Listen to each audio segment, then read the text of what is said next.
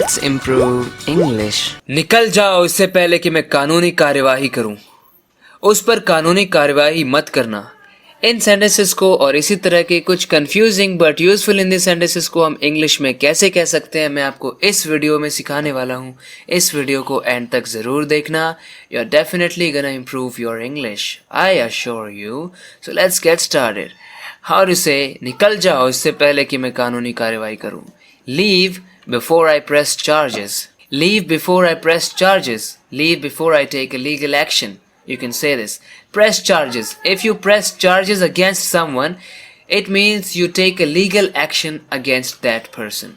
उस पर कानूनी कार्यवाही मत करना. Don't press charges against him. Don't press charges against him. आपकी जगह कोई नहीं ले सकता. No one can take your place. No one can take your place. हर जगह कपड़े फैले पड़े हैं. The clothes are all over the place. The clothes are all over the place. If something is all over the place, it's scattered around the whole area. It's everywhere. The clothes are all over the place. ये मुझे समझदारी की बात नहीं लगती.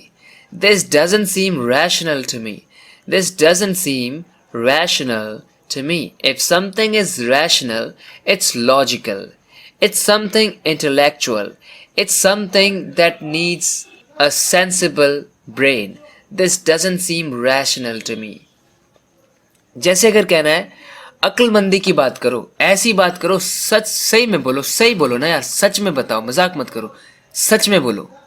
Be rational. Be rational.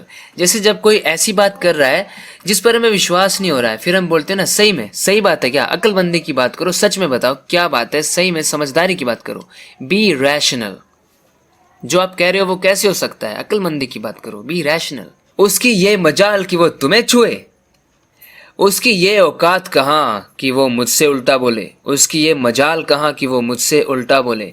English में इन्हें कैसे कह सकते हैं, उसकी ये मजाल. How come he has the nerve to touch you? How come he has the nerve to touch you? Nerve का मतलब करेज भी होता है. करेज मतलब हिम्मत, साहस. Audacity भी कह सकते हैं इंग्लिश में. Audacity का भी मतलब करेज होता है. How come he has the nerve? How come से हम सेंटेंस की शुरुआत करते हैं जब हम कहना चाहते हैं कि ऐसा कैसे हो गया, जब हम बहुत सरप्राइज्ड है, शॉक्ड है कि ऐसा कैसे हो गया. How come he has the nerve to touch you? उसकी ये मजाल कि वो तुम्हें छुए. How come he has the nerve to touch you? उसकी ये औकात कहाँ कि वो मुझसे उल्टा बोले. जब हम ऐसे कहते हैं मतलब उसकी औकात है नहीं. He doesn't have the nerve to talk back to me. He doesn't have the nerve to talk back to me. He doesn't have the nerve to talk back to me. मेरा वो मतलब नहीं था. That's not what I meant. That's not what I meant. मेरा ये मतलब नहीं था. मीन की थर्ड फॉर्म सेकंड फॉर्म मेंट होती है. इसका एक और तरीके से आप यूज देखिए. ये खाना मेहमानों के लिए है, तुम्हारे लिए नहीं. This food is meant for guests, not for you.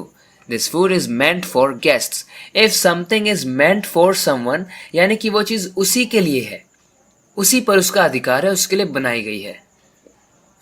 Friends, मैं एक ही वीडियो में आपको multiple structures, multiple phrases, words बताने की कोशिश करता हूं, ना कि एक ही स्ट्रक्चर देके उसी से सारी वीडियो फिनिश करता हूं.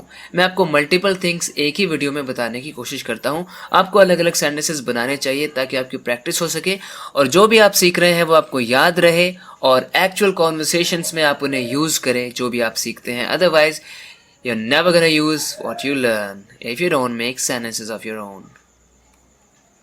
थोड़ी मालिश कर दो कमर की.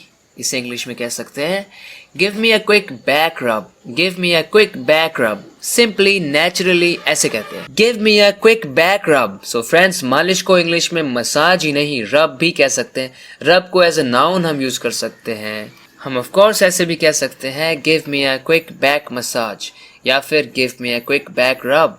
वैसे रब का मतलब किसी चीज को रगड़ना होता है, मालिश करना होता है. जैसे कहना है बर्तनों को और ढंग से रगड़ो. इंग्लिश में कहेंगे रब द डिशेस हार्डर. रब द डिशेस हार्डर. हार्ड यहाँ पर एडवर्ब की तरह काम करता है. कंपैरेटिव एडवर्ब हार्डर यानी और जोर से बर्तनों को रगड़ो, ढंग से साफ करो. रब द डिशेस हार्डर. रब द डिशेस हार्डर. रब द यूटेंसिल्स हार्डर. थोड़े टाइम की छुट्टी ले लो. छुट्टी लेने को इंग्लिश में टेक ऑफ कहते हैं। Take some time off, take some time off यानी कुछ टाइम काम मत करो, कुछ टाइम की छुट्टी ले लो। वैसे टेक ऑफ का मतलब जब फ्लाइट टेक ऑफ करती है, मतलब जब जहाज उड़ान भरता है, उड़ता है, तो उसे भी हम टेक ऑफ करना कहते हैं। हम कह सकते हैं टेक ऑफ का मतलब प्रोग्रेस करना भी होता है, अचानक से तरक्की करना भी होता है। जैसे कि his business is taking of यानी उसका बिजनेस तरक्की कर रहा है। His business is thriving, his business is succeeding, he is succeeding, his business is growing, he is making progress, his business is taking of. और वैसे टेक ऑफ का मतलब कुछ उतारना होता है। जैसे आपने कुछ पहना है उसे उतारना टेक ऑफ होता है।